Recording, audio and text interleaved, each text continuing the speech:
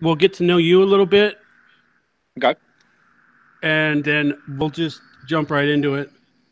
Okay. I've got some bullet points here to talk about. And I really appreciate you coming. Oh, that's no problem at all. Why isn't this?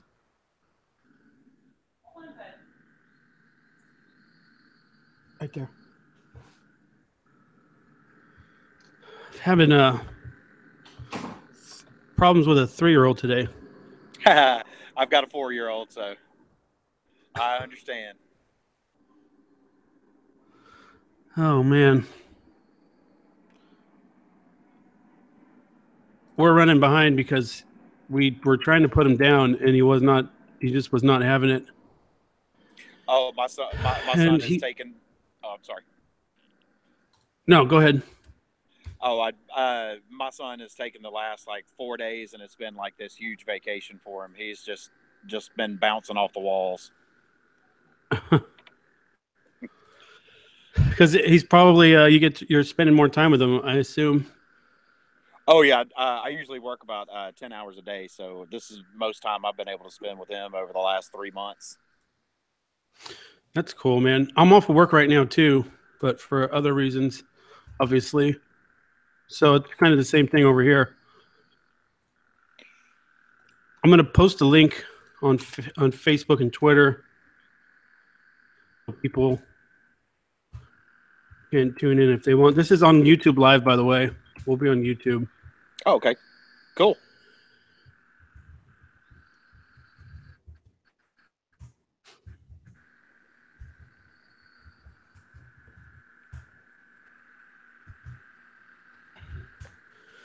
So your job kind of, I wouldn't say it goes along with like what's been going on, but you kind of have an idea on how the water's moving around, I assume. Yeah, and I do a lot of work with city mud district or with city with municipalities and different mud districts on keeping potable water supply clean. So this is kind of this is something I do have a little bit of knowledge about. That's good, man. That's a double-edged sword as a guest for this topic. Cool. It's usually a political, semi-political, semi-current event. We do a lot of tech stuff too. Okay. So if you ever wanted to come back on, I'm pretty much a libertarian. It's I where hear I you. fall. That's pretty much like me. Just leave me alone. Get out of my way. Let me do my thing. Yep. Although I do have some other kind of values that go on both sides. But we can get to that some other time. Time for the Oh yeah. politics Oh yeah. to be put aside, and a lot of people have a problem with that. But so let me ow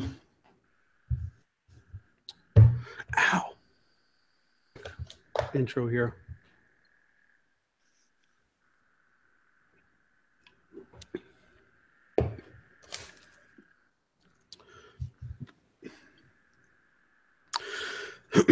Hello and welcome to Mercury's Cast. I am your host, Travis Montgomery. Today we are setting all the politics, current events, and technological stuff aside. Although we might get into some technology with our guest here who has a background in a lot of what's going on, as well as being a resident near Houston, Texas, which has been obliterated by Hurricane Harvey. Houston and much of the surrounding areas. I've saw some pretty gruesome stuff in Port Arthur. This is the worst natural disaster that I can recall in my lifetime. A lot of turmoil is going down there. A lot of misplaced people. There's been a couple dozen deaths. But for now, let me welcome the guest to the program, Wes Claburn. Did I say your name correctly? Yes, that's right. So, Wes, why don't you tell us where you live and how close to Houston you are? I live in Richmond, Texas, which is about 20 to 25 miles southwest of Houston. My subdivision that I live in is about 3/10 of a mile from the Brazos River, which is what is the flooding that we're dealing with right now. And I don't know if you can really see, but I'll pan out here. This is my driveway I'm sitting in, Oh and shit! this is my street. You can't even see the pavement. Yeah, it's probably, if you walked out to the middle of the road, it would be probably about waist deep. Luckily, our foundation, we're hoping and praying that our foundation is high enough to where when the river crests at about, I think they're predicting by 12 o'clock tomorrow, it's going to reach its peak. And then after that, we're going to be on a slow drain. So we're probably going to be flooded in for about another 3 or 4 days. Okay, let's bookmark that. Um, Houston. I'm just going to do a quick little facts about Houston that might be prevalent. Houston's the fourth most populous city in America, 2.3 million people documented, 667 square miles. It's home to the Texas Medical Center and the NASA Space Center. Do you know, are all those still doing okay? I think the Med Center, they did receive some flooding, but after hurricane or after tropical storm Allison about 16 years ago, they moved all their backup generators to the roof, to the roofs, I guess, and so there hasn't been that much interruption as far as the Med Center. Now there's other hospitals around town that were either without power or that did flood. But all the reports I've heard now are hospitals are up and working. There's just a huge need for doctors and nurses. I can imagine. Um, the Texas Medical Center, that's one of the state of the art facilities in the country, if not the world, isn't it? It is. It's the leading cancer research center in the world. We have the finest doctors, nurses that are in the well that are around.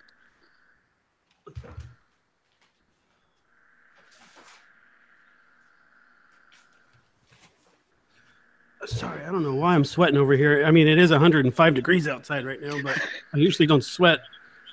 Um, and I've been running around trying to get ready, and we had the meltdown. Anyways, yeah, yeah, interesting story. My wife is a consultant for LuLaRoe, and they've been doing a fundraiser for a little boy that has cancer, and what part of the fundraiser was to raise money for him to move to either Houston into that facility or Germany was one of the other ones, but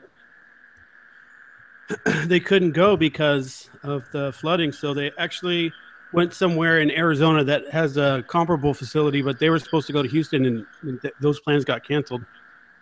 Yeah, any kind of living facilities, or I say, apartments and stuff like that are around the med center now. There's two major bios that run through the med center, and basically both of them flooded to the point to where they met each other. Wow, and that's how Houston was kind of like a bayou town, or like, I don't know. I was reading something about it earlier. Yeah, Sounded near. we're the well, I mean, they call us the Bayou City. So I mean, everywhere you look is low lying areas. It really doesn't take much to flood. And you throw in 51 inches of rain and 50. I think they're the highest rain total I've seen so far is like 53 inches. You put that much water in any area, and you're just dealing with widespread catastrophic destruction. Yeah, I heard some reports of 15 trillion gallons, which is like, Yeah, that's what I heard. and it's a basin. It's almost like a shallow bowl or something, and so it's just going to hold that water. It Yeah, we where it is we're in the Brazos River Delta.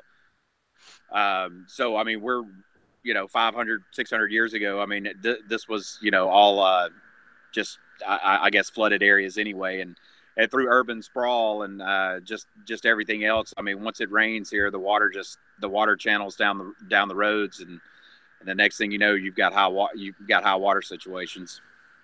That's crazy, man. Yeah. So what does it mean when the river crests? Is that it? Does it have like tidal? Is it kind of like tides with oceans? Yeah, Or the normal flood, or the normal river stage, I believe, is at 29 feet above sea level. Right now, it is at 54 point. I think last I saw 54.17, and it's expected to crest, which is basically all the water up north of us is going to move through our area starting tomorrow at 12. It'll reach its highest point at 12 o'clock, and then hopefully within about 4 or 5 hours after that, we'll see a slow recession. and you guys are preparing for the water level to rise where you're at. Yeah, the water level is still rising. If you look at this stake right here, um, that I put that stake there. I went kayaking around the neighborhood about 2 hours ago. I put that stake there. I'd say an hour and a half ago, 2 hours ago, and it's already crept up another 4 inches from there. Wow. Huh. I got one of the people that wanted to join is finally coming around. Let me invite him and see if he I'll invite him one time. If he's not ready, then he's not ready. So while I do this, winds, this was a category 4, which is just about as bad as you can get. And not only that, with other storms, when they hit land, they tend to kind of dissipate really fast. But this one didn't do that. It kind of hung around right on the coast and had winds up to 145 miles an hour. So where were you at when all this was going down? Did you just stay at home and kind of hope for the best, or what were you doing when the worst of it was coming down? When the worst of it hit, I would say was Saturday night, and we had of course I work outdoors, so there was nothing for us to do, and we had my wife. She actually took steps on Wednesday, and went to the grocery stores and got a bunch of water, a bunch of food, anticipating being without power. And then they started saying, that it was going to produce up 25 to 50 inches of rain.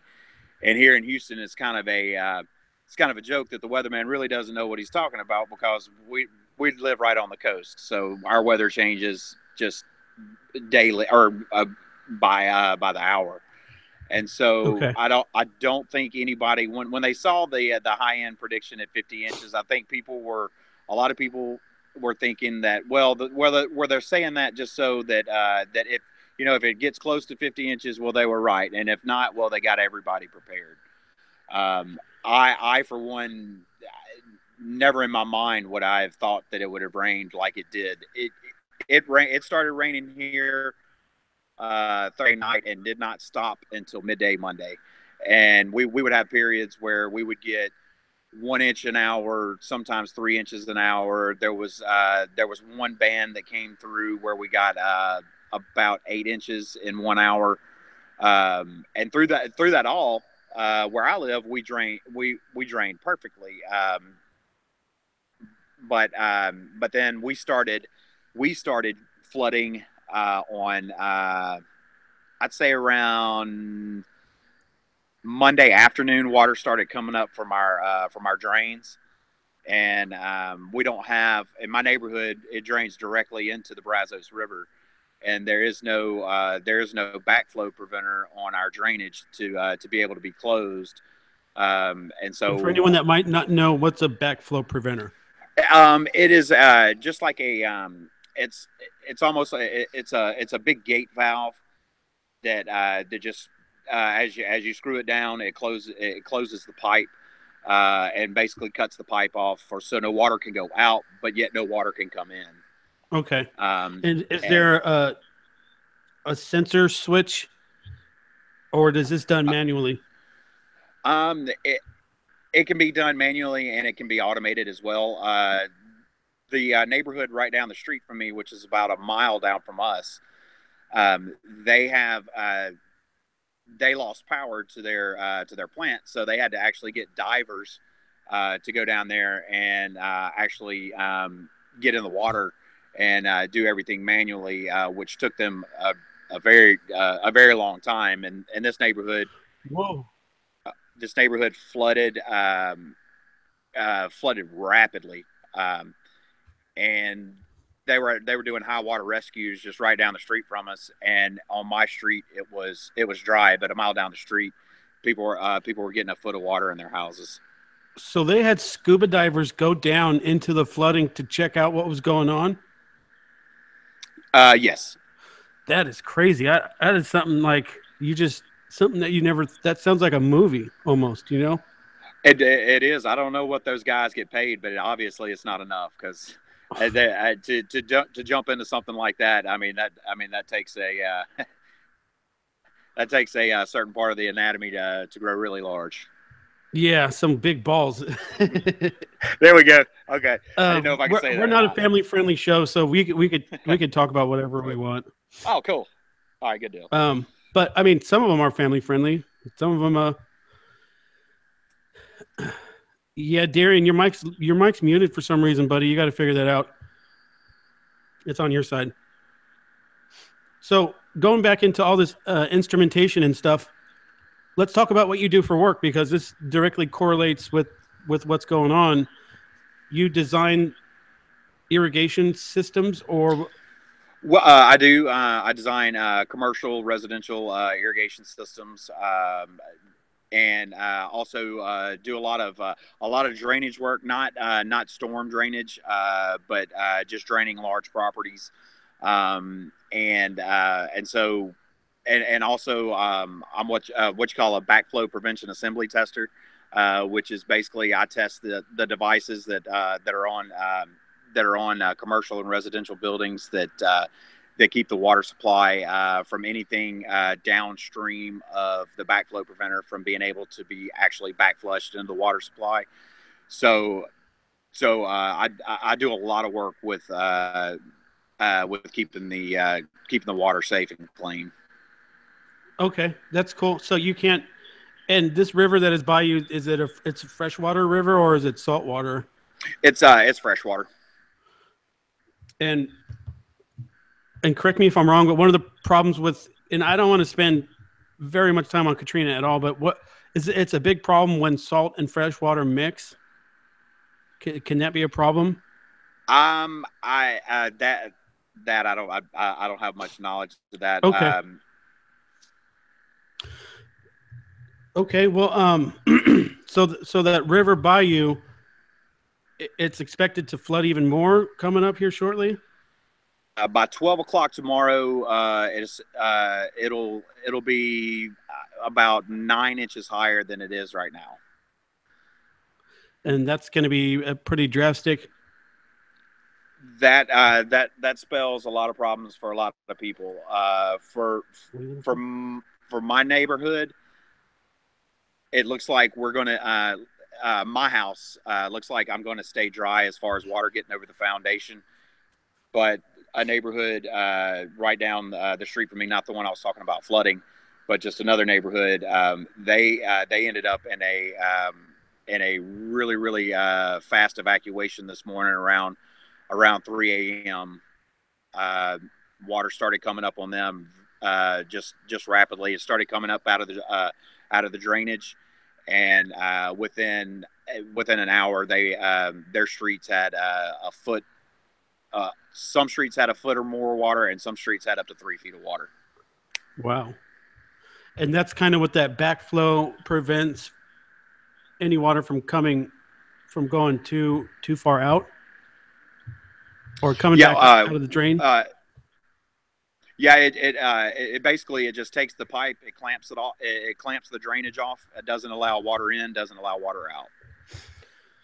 Huh. Okay. Do you know anybody that lives in Houston? I'm sure you do.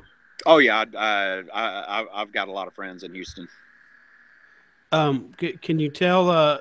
Can you tell us any of their stories of what happened to them and what kind of conditions they're facing?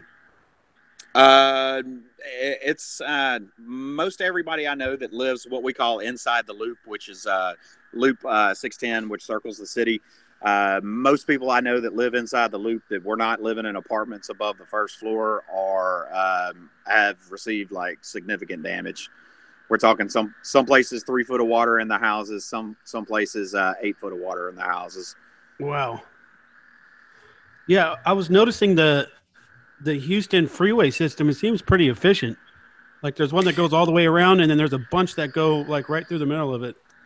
Yeah, we to have a city is with as many people as we have, the highways are fairly, you know, our traffic always sucks, but I mean there's a lot of there's easy ways to move around, but when this water started coming up fast, when those main thoroughfares were shut off, that pretty much crippled the city right there. That's what put everybody. I mean, that's what put it into all these high water or swift water rescues.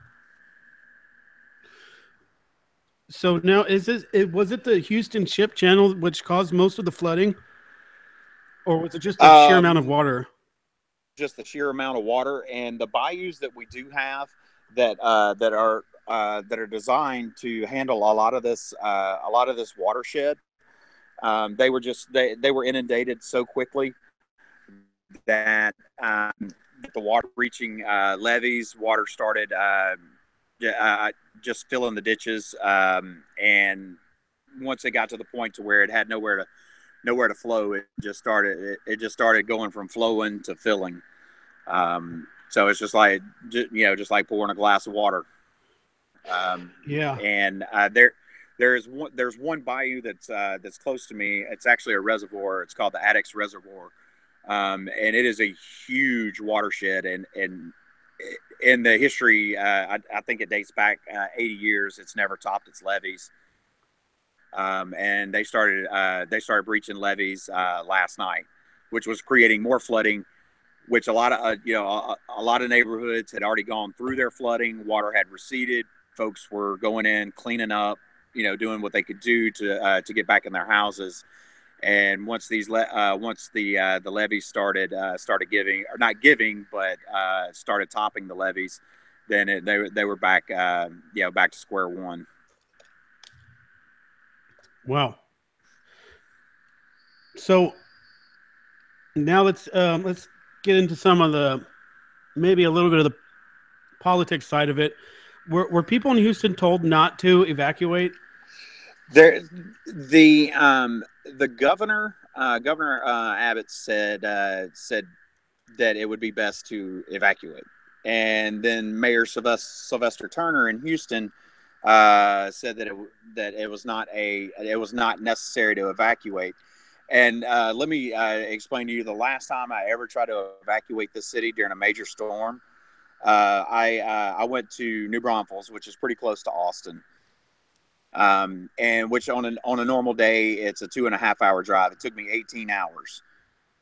And if there would have been a mass evacuation in the time frame that we had, because the storm was predicted to be a 1 or 2 at landfall. It wasn't expected to be a 4. And then once it kicked up to a 4, there's no way you can put 4.5 million people on the road. That would have created a larger loss of life than what we're looking at right now, which I Huh. think the last total I saw is 31 to 33 people so far, and of course they're gonna be finding more people. But that was the reason why I decided not to evacuate my family. My wife and I sat down and discussed it, and I was like, if we're on the road and we get caught in a high water situation, I mean, you're done, you're gone. And we saw I So mean, we saw that also. The pictures of the roads in Houston and in the surrounding areas. I mean, you can it was almost hitting the damn freeway signs. Yeah, there were places underwater. And I've lived here for I've been here for 20 years. And in my 20 years, I have seen, a lot of flooding because it does flood here. But I haven't seen water come up to where it's touching the bottom of an overpass, which you're talking, from the bottom of that overpass to the top of the underpass, 30-40 feet. And these are just bowls. And once they start filling, um, there's really no go back. And the generators and the pumping systems that they have, they're submerged too, so everything's inoperable. So you're at the mercy of whatever nature throws at you.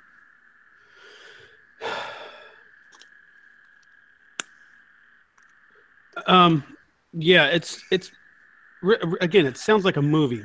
Like, you hear of a place flooding and it's 5 feet, maybe 10 feet, but anything above that just doesn't seem real. And it's hard. It's hard for me sitting over here to imagine what that can do to a town. But you've actually seen it firsthand. You look at the pictures, and it's still. And then there's some fake pictures floating around too. I fucking hate people that want to take a crisis like this and to try and get a picture to go viral, like a shark on a freeway or something like that. Like, get the hell out of here. Like, where's your motivation at? It pisses me off.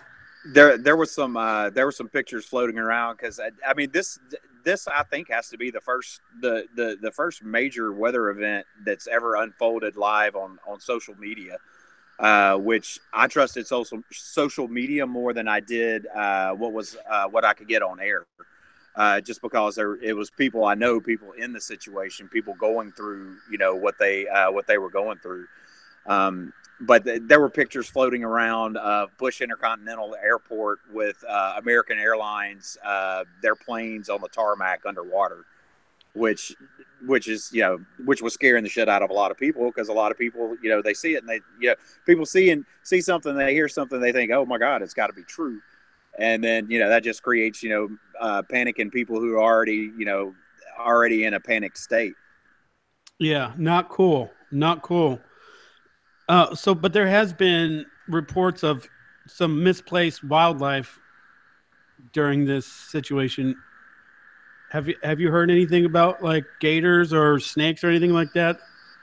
Oh yeah, I've got at the end of my street, and you may not be able to see it because it's dark, but at the end of the street right there, there's what's called Jones Creek.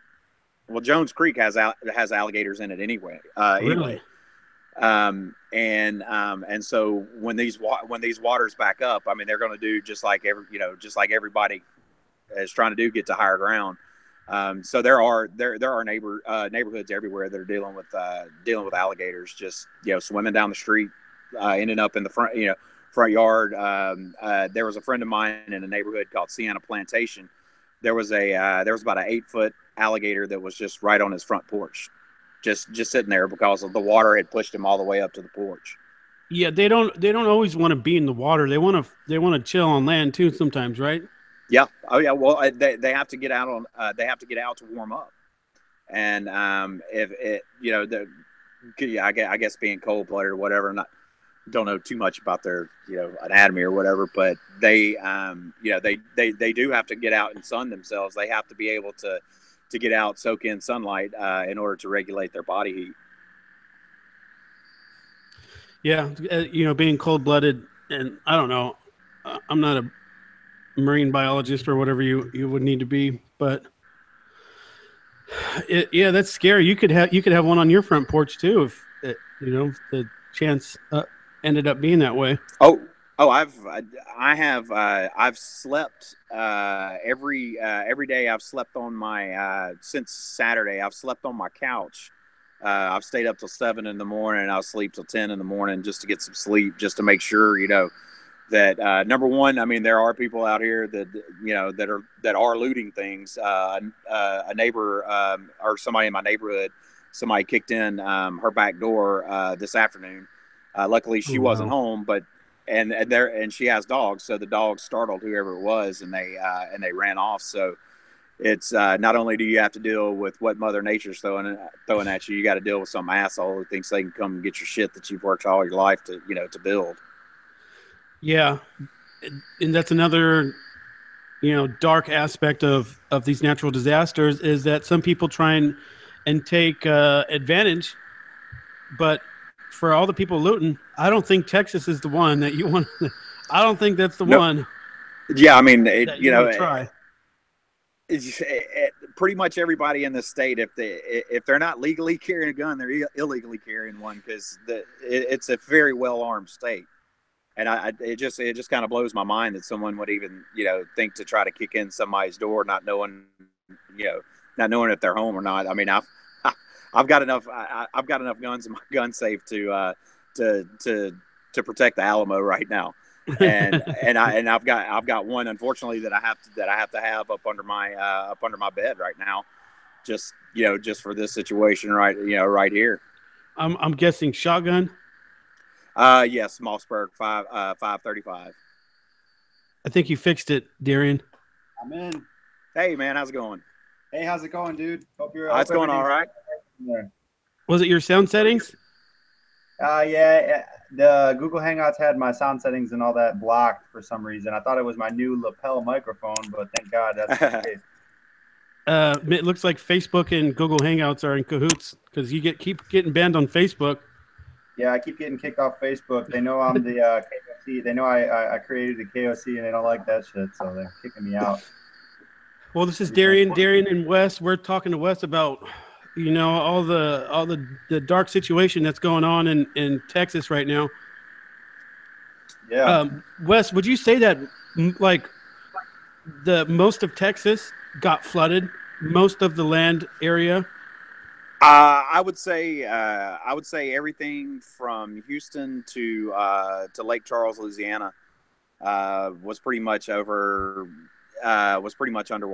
I'd say 70% underwater. I don't know how many square miles that is, but it's probably a 3.5-hour drive from my house to Lake Charles, Louisiana, and they're actually recovered. Well, they're going through rescue operations right now as we speak, like Houston was just a couple of days ago.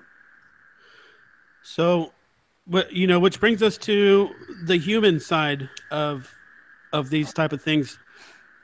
Well, with what we've seen going on from, obviously the devastation was real. People were stranded. People are losing their lives. People don't have food or water. And you've got people that think that America are completely racist, and people like Antifa or Nazis is what the country's really like. But yeah, what we're seeing now is in Houston is a very diverse place, if not one of the most diverse towns in America. What we're seeing now is people of all different kinds, all different backgrounds coming together. And I think that's a human side of it. I think that's kind of a beautiful thing with all the shit that's been going on in the media recently. They would like to tell you that America is a racist place, or especially like white people don't like other people, or just crap like that. And now what we're seeing is just on a human level, we're seeing people come together, and I think that's, for what it's worth, a beautiful thing. I agree with that. Yeah, y'all give me just a minute. I'm trying to plug my phone in here. Okay. Yeah. This will drain. Should let you know that. I do have a little comment about something you were just saying. Can you turn your mic up a little bit, Darren? Because I got you all the way up. You can't. Can you hear me? Yeah, I can hear you. Maybe just speak a little louder. Okay. So I don't know if it's coming through good now. I got a new microphone I'm testing out. I can hear you. I think that what we're seeing happen with the response in Houston, as tragic as it is, I think that the response that we're seeing from all different sorts of people coming together, it's a true display of the American spirit. I mean, we pulled through and pulled together to keep our communities afloat when shit gets tough.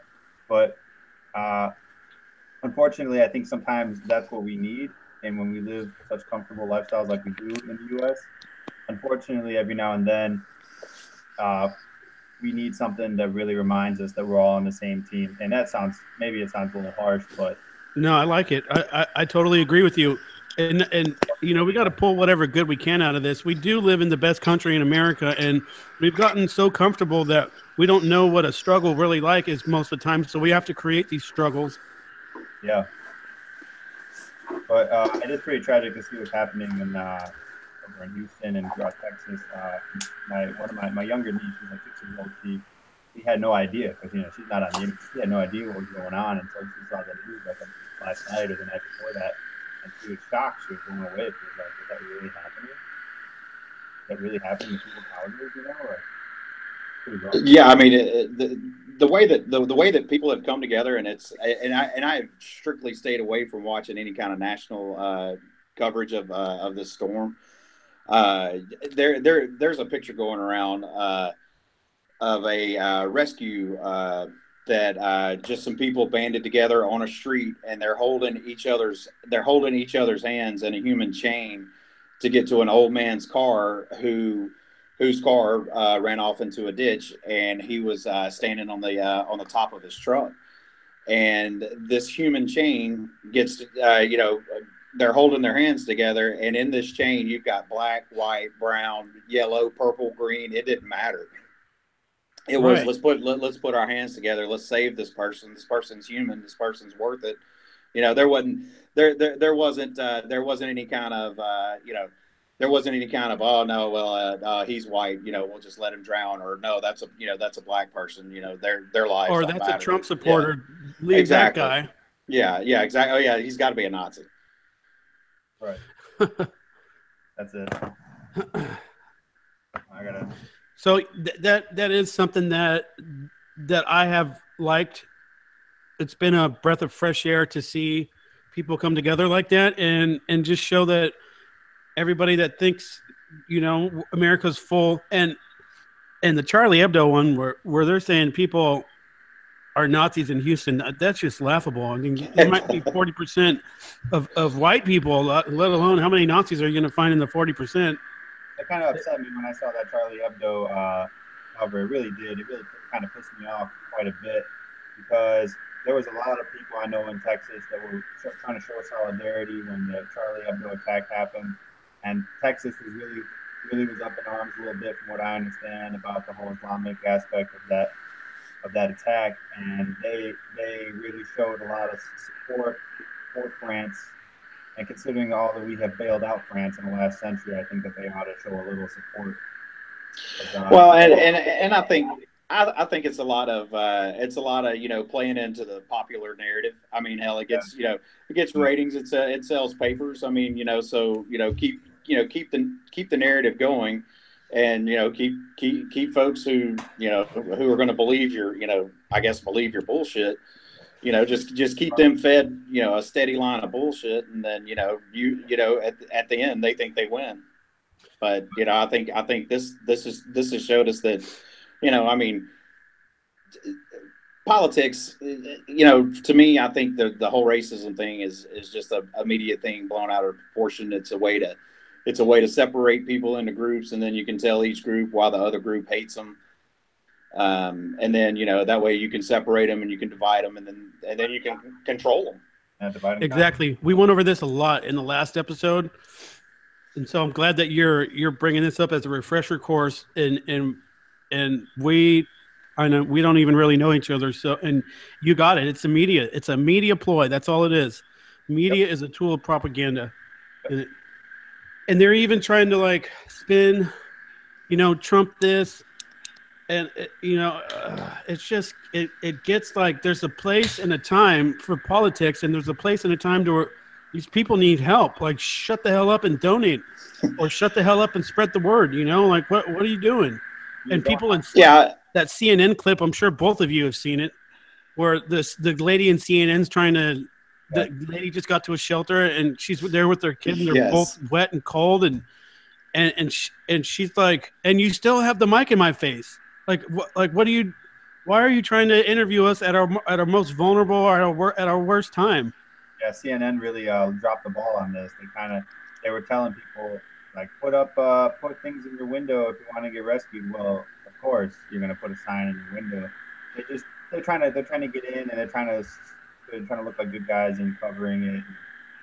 They're really showing their true colors, I think. Oh yeah, I mean just the way that, and I'll start watching some national media now that I mean we're just dealing with having to wait till water recedes. I'll start watching some stuff. I didn't want my blood pressure to raise higher than it already was, but you know, for someone to Sorry, criticize. Darren, turn your ceiling fan off. Turn your ceiling fan off, because I think we're getting some bleed through. If you're going to turn up your mic, something will work out later. They, folks were trying to say, well, Trump didn't get out and he didn't meet any victims. There were high water rescues still going on when he got here. The last thing they needed to do was pull resources and able to give him the protection that he needs. And when I hear stuff like that, it's just like, are you kidding me? What was he going to do? Throw sandbags anyway? I mean, that's not his job. I mean, his job's come down here, reassure us, say, hey, you know what? We're behind you. We're whenever the floodwaters are gone, we're going to be here to rebuild, and that's all anybody wants to hear. Look, it's a tragedy, but damn it, we can't sit here and suck on our thumbs after it's done. I mean, we got a fucking city to rebuild. I mean, a huge, 4.5 million people. The infrastructure alone that's been damaged is going to take years and years to recover from. And yeah, I'm sorry. Finish. No, go ahead. No, go ahead. Well, it takes the attention away from what's really going on. Whether Trump goes, whether he doesn't, he's actually damned if he doesn't. He's damned if he don't. But the fact of the matter is, there are Americans suffering right now, and that should be the most important thing. Not, if he did this or that, or someone. Yeah, we can hear you, man. Not if we could. What kind of shoes Melania is wearing? Yeah, come on, man. And it's like, yeah, you know how much resources it takes to get a president somewhere, and how you can't just show up anywhere unannounced at any given time because he's the president, and security and people, things got to be cleared, and it would be a waste of resources. But he did go to Austin, right? He went. I believe he went to Victoria, which Victoria is about 120 miles south of here, and that's where Harvey first made landfall. Actually, Rockport, which is a real small community. So he went down there and then came up to Houston. Actually, he actually flew Marine One flew over my house, which I thought was a pretty cool thing. And then today, Vice President Pence, he was flying up and down the Brazos River and visiting. I mean, because there's a line of destruction 160 miles south of me, all the way to the Louisiana border. I mean, which is pretty much the whole Gulf Coast, Gulf Coast of Texas, and there's just too much devastation right now. I mean, just the rescue operations have to finish before anything can really be assessed. It's crazy. Do you know anybody over at Port Arthur, or have you heard about what's going on over there? Yes, I do. I've got a good friend. He was doing high water rescues in his little bass boat for the last 2 days.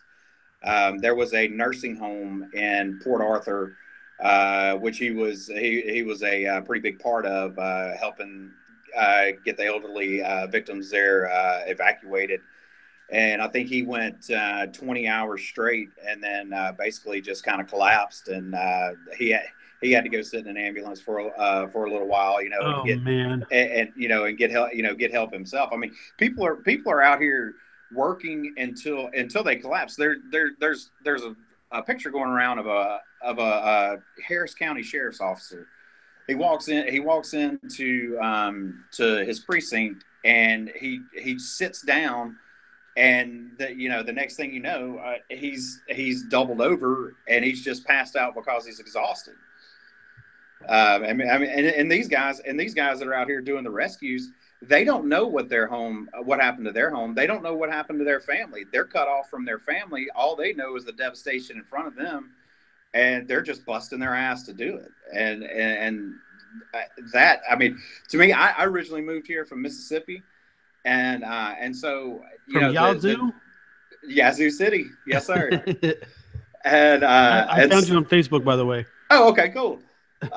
And so I moved here, and I mean, it really is. It's a different attitude here. It is we will, you know what, we'll do it. We'll take care of it. We'll take care of our own. Texas strong. I mean, for real. I mean, it's now more than ever. And we always knew it, but I think it's really starting to shine through now. It's sayings like "Don't mess with Texas," and you guys really got it going on. If I had to move out of California, I'm in Bakersfield, California, by the way. That's a lot of good country music has come from Bakersfield. That's right. Merle Haggard. Yes, sir. And Buck Owens. I'm not really, but I just know because of all the street names. All the major streets are named after country music stars. Old country music stars. Excuse me. But Texas might be a destination sometime later on down the line. Man, come on down. Bring your money with you. We'd love for you to spend it in this state, because every dollar in this state that's spent, I mean, it just goes to help everybody. I mean, and California is such a communist dictatorship. It is unreal. Hey, no state income tax. Yeah, that's crazy. I get so much taken out of my check, and I'm an electrician, and I make pretty good money, but I wish I could just bring some more of it home. Yeah, it's depressing. I've got a 19-year-old daughter who just started working, and she's now going from the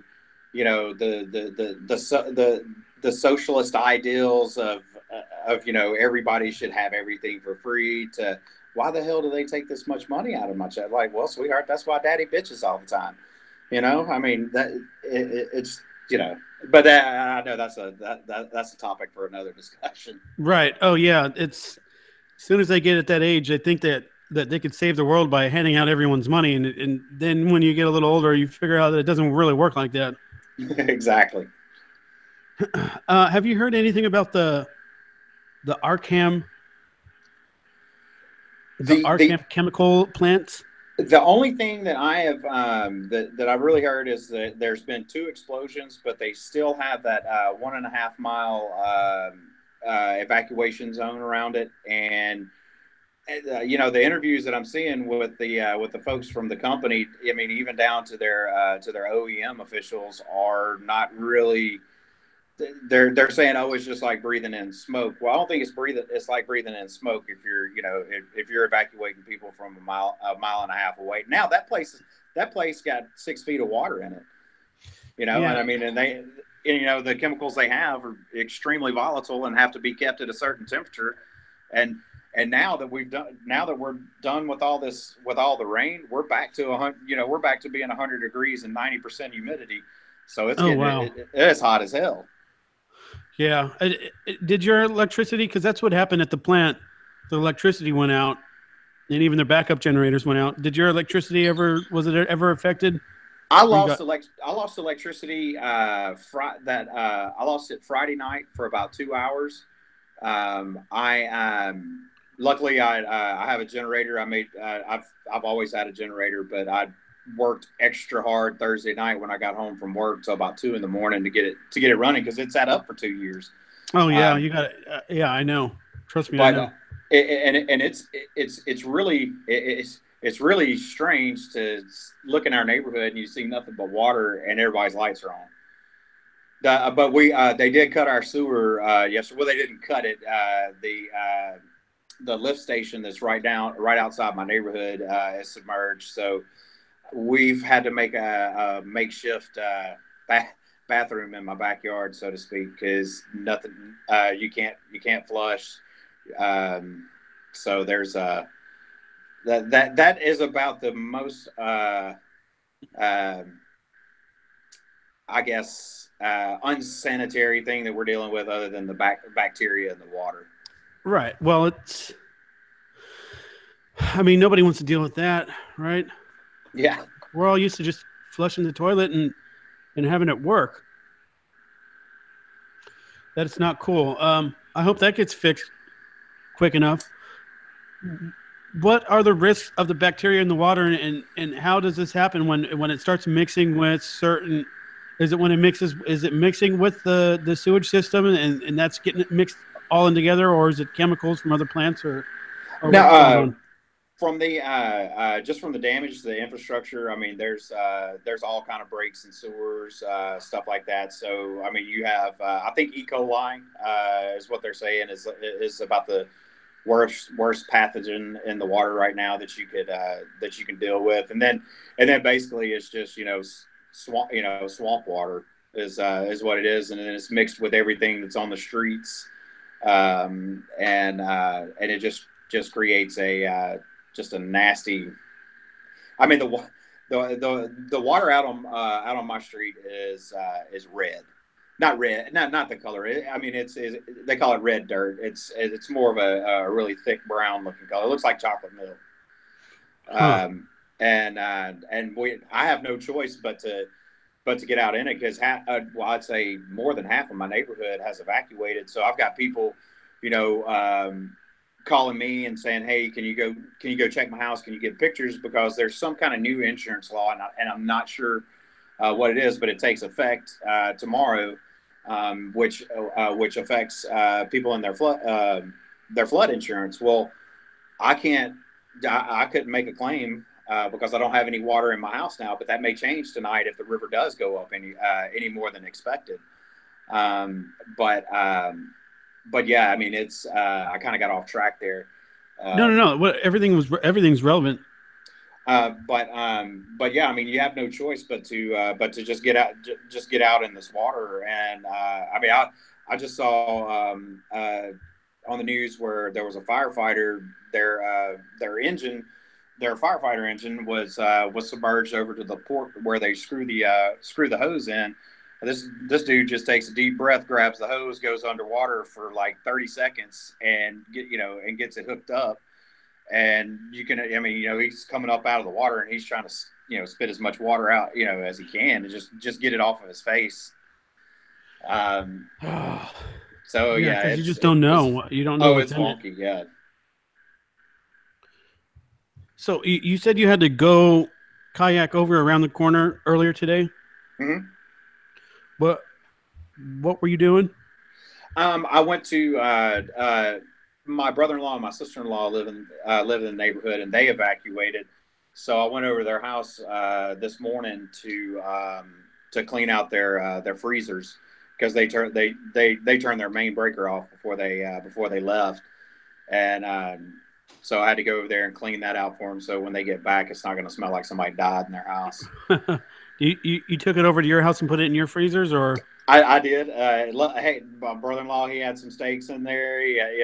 Some other things. I told him, I can't promise you the steaks, but I'll have the other frozen stuff ready for you. That's funny. And you hunt yourself too, so you might have some of your own meat, or? Oh, I do. I've got enough deer meat in my freezer. If I could keep my generator going and we lose power, I mean, I could live in this house for a year if I needed to. Nice. I've had deer, but not from someone who I know that shot it. I always wanted to try that. It's really good eating. Oh, it's good. It's delicious. So what precautions are you going to take to make sure water doesn't go in your house? Is there sandbags, or are you going to put stuff in front of the door, or? We've got towels up under where the garage door is in case it tries to come in there, and then if it gets over my threshold, then nothing you put down is going to keep it out. At that point, it's just let it in, because it's going to come in either way, and it's no sense in spending that energy for a failed result. Huh. Well, I think we've gone over a lot of stuff. We usually go an hour here, and we're at about an hour now. I would just want to say, appreciate you taking your time to come on and tell us your story and tell us what you've seen and what you know. It's definitely one of the worst things I've ever seen happen to America. I really appreciate you coming on. Is there anything else that you'd like to share? Well, I really appreciate you having me on. If you tell us, first ever kind of interview type thing I've done. So, but no, I'd like for everybody out there to know. I mean, this was something that was of biblical proportions. We're talking. I think there was an estimated $190 billion so far. I mean, we haven't even seen floodwaters go down in most places. So it's devastating down here, but hey, it's Texas. We're Texans. All we got to do is, man, let this water recede. Let us get our work boots on. Let us get out there. Let's rebuild this shit, and we'll make it bigger and better. And next time another storm like this comes along, we'll be ready. That's cool, man. That's very inspiring to hear you say that. And as for your first interview, I think you did very well. You did great, man. Well, thank you. Maybe in two weeks, maybe 3 weeks, we'll get you to come back on for an update. Yeah, please do, and go ahead and send me a request on Facebook, whatever, and feel free to contact me anytime you want to, man. I'll do that. What I do is I take the YouTube audio and I put it in podcast format. I'll leave this video up, but I'll have an edited version of the podcast, and I'll send you that as well. Okay. Well, hey, can you email me the YouTube link? I'm not a very tech savvy person, so if you could email me the link, I can click on that, because my wife is like, she's upstairs and she's like, I want to hear it. I want to hear what you're talking about. Well, she could have tuned in live, but for next time. She's upstairs with my son. Okay. Yeah, I'll send you the YouTube link for sure. Awesome, man. Well, once again, I do appreciate it, man, and we're gonna get by. I'll leave you with this one last thing. A friend of mine told me yesterday. He said, when this is all said and done, there's going to be a monument built, and it's going to be a redneck in a bass boat with his hand stretched out, trying to help someone. Yeah, so, somebody in a pontoon boat coming over from over down south. Yeah, so these uneducated rednecks that you hear about, well, they're not so bad when they show up in a bass boat. Yeah, I definitely wanted to touch more on that, but I think we got it. I think sir. We got the meat and potatoes of it. All right, man. Well, y'all have a good night, and we'll look forward to talking to you again. For sure. I appreciate it. Thank you very much. Thank you, sir. All right.